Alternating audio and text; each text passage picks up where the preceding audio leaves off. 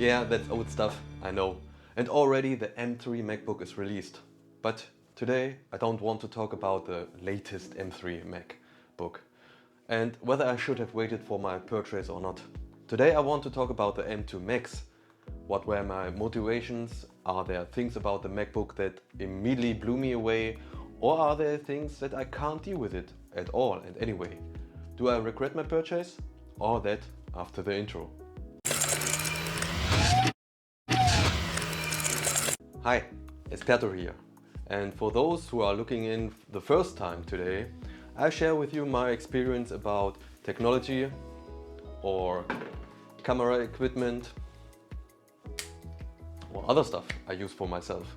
So I try to divide today's video into smaller sections so it makes easier for you to navigate through the video. Most of you already watch tons of comparison, unboxing videos and benchmark videos from the MacBook. Well, I should say M2 MacBook. So I will skip this step and I will tell you about my first impression from an Apple product. Incidentally, I had my M2 Max equipped with 64 GB of RAM, 2 TB SSD and a 38-core GPU. Of course, Apple ships its product in a slightly different way. It doesn't feel like there is more packaging material than necessary, but also enough to send it safely to the customer. The first impression after unpacking? Well, Space Gray doesn't look like much at first, but once you take the Mac out and hold it in your hand, it feels extremely valuable. Of course, the 16-inch MacBook is not the lightest of its kind, but after a short time you get used to it.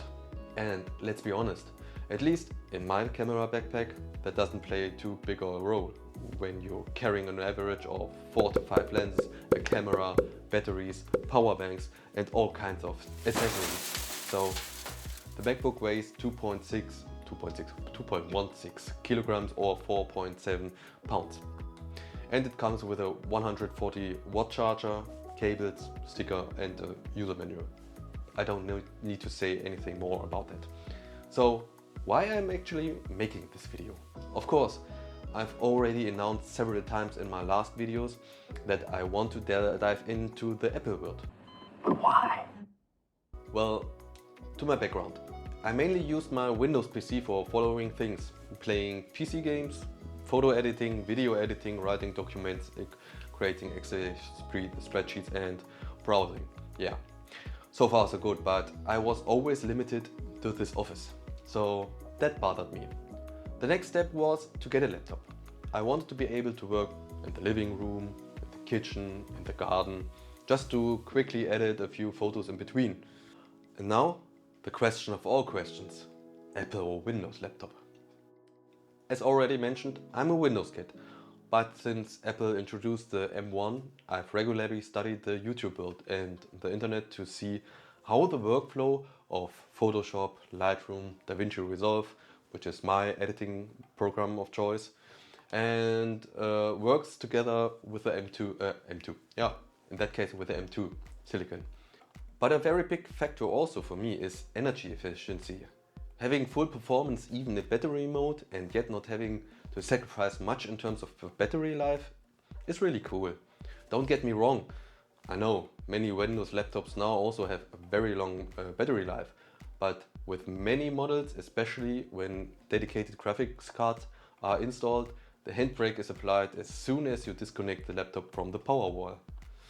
And even if you can then select full power in the settings, you can assume that the battery will be empty within a very short time.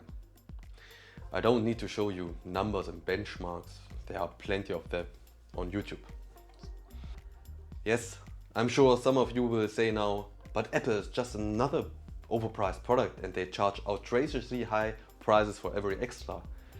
I partially agree with that, but in so many things in life, you have to take a risk to be able to talk about it. And even though you can now upgrade RAM and SSDs in almost every laptop, I've only rarely seen someone upgrading their 5 to 6 year old laptop and use it for another 5 to 6 years. I know that the company Framework has chosen a different approach with its interchangeable components, including motherboard and CPU, which I find interesting and honorable, but As long as this hasn't caught on with all other manufacturers, I'd rather wait and see. I moved my entire workflow to the Mac. Of course, it was a bumpy start, but I was able to find my way around faster than I thought. The menu bar, which is always displayed on the top, even when the window is not maximized, switching programs in full screen mode with a simple 3-finger swipe, or editing a timeline with the trackpad, was intuitive after just a few times. In the end, I have to say that I got to know the system faster than I thought I would. Of course, there was a situation here and there where I have to look for help in the internet to find out which settings meant what in macOS, but I think that's normal for using a device the first time. I would be joking if I said everything was perfect. No, it's not. Here are a few things that I personally noticed. The third key assignment is completely missing on the keyboard, which is a hassle in some situations. For example, if you want to enter a password on a website and the password contains special characters. A tip, you can have a virtual keyboard displayed that shows you the third characters. And after a while, you will have memorized the assignment that you frequently need. There's no numpad for the available space, but that is and remains a pure design decision by Apple, and I don't think that will change. And of course, I knew that before I bought it. Taking the MacBook in a walk only works if you grab it from behind.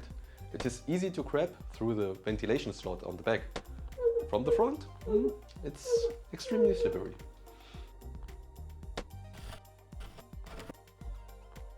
Every now and then the Touch ID button doesn't respond, and despite pressing it several times or leaving my finger on the button for a longer period of time, I can't log in. The function buttons such as Spotlight or Siri also occasionally don't respond. Sometimes it heals itself, sometimes only after a restart. The same even when I want to activate Siri by voice. I don't know if it's just me or my device or if these symptoms also occur with others. But when it works quickly and reliable. But most of the problem mentioned occurred in the last macOS Ventura version and in the first Sonoma 14.0 version. Now they hardly occur anymore, except for the Touch ID button, which occasionally doesn't work. Sometimes macOS told me that my memory is full and I have 64 GB and that I need to close application, which was strange as I had no memory-hungry applications open until Safari.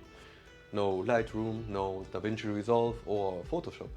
But since Sonoma 14.1 I have noticed it less. Maybe there was a bug in the system. Under load, the MacBook sweeps away everything in its neighborhood. The fans really rev up. But to be honest, this only happens extremely rarely. For example, if you have over 50 raw images denoised in Lightroom.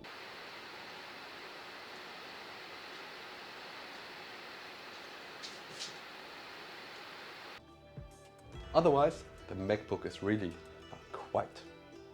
I like that. I'm completely leaving out the topic of gaming here, as I see the MacBook exclusively as a working device. When I'm gaming, I can still use my PC or my Steam Deck. Speakers for a laptop? Simply superb. That's all I need to say. The display is typical Apple and has been one of the best displays on the market. In battery life, it feels like you have good days and bad days. In certain situations, the battery drains faster, and sometimes you have the feeling, wow, I've just watched a 2.5-hour film and only 10% of the battery is gone. But overall, I'm extremely satisfied. Now, please keep in mind, all statements and comments reflect my own experience. Everyone's experience may be different. I'm newly immersed in the Apple world and I think I still have a lot to discover. My conclusion is, I don't regret my purchase.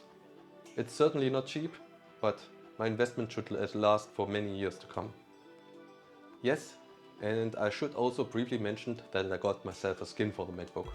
Anyone who knows a bit about this area will immediately recognize who made it, and I just like it. It was easy to use and it's not sponsored. And what's your opinion? Would you try out a new system or would you prefer to stick with the old one? Let me know in the comments. And that's it for me today. I hope you enjoyed this video, and if you did, then give me a thumbs up and subscribe to my channel. I wish you an excellent day. Bye! And Happy New Year! Interesting and honorable hard work. Honorable thing and honorable interesting and honorable